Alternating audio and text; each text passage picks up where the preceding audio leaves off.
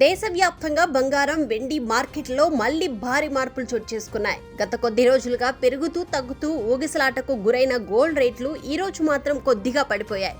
ముఖ్యంగా నిన్న ఒక్కసారిగా పెరిగిన వెండి ధరలు కేజీకి 2 లక్షల మార్కును దాటి రికార్డు సృష్టించిన నేపథ్యంలో ఇవాళ మార్కెట్ కొంత స్థిరత్వానికి చేరుకుంది.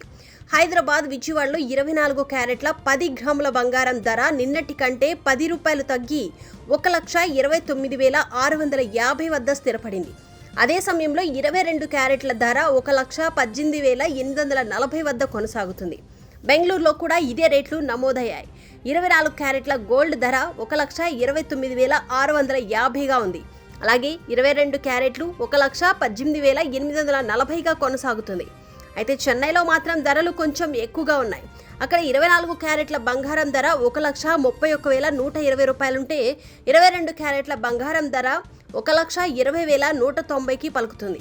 ఢిల్లీలో 24 క్యారెట్ల గోల్డ్ ధర 1,29,800 ఉంటే 22 క్యారెట్ల గోల్డ్ ధర 1,18,990గా ఉంది. ఇక వెండి ధరల విషయానికి వస్తే నిన్నటి రికార్డు స్థాయి 2 లక్షల నుంచి కేజీ వెండి ధర ₹100 తగ్గి హైదరాబాద్, చెన్నైలో 1,99,900 వద్ద కొనసాగుతుంది. బెంగళూరులో వెండి ధర 1,90,990 ఉంటే ఢిల్లీలో 1,90,900గా నమోదైంది.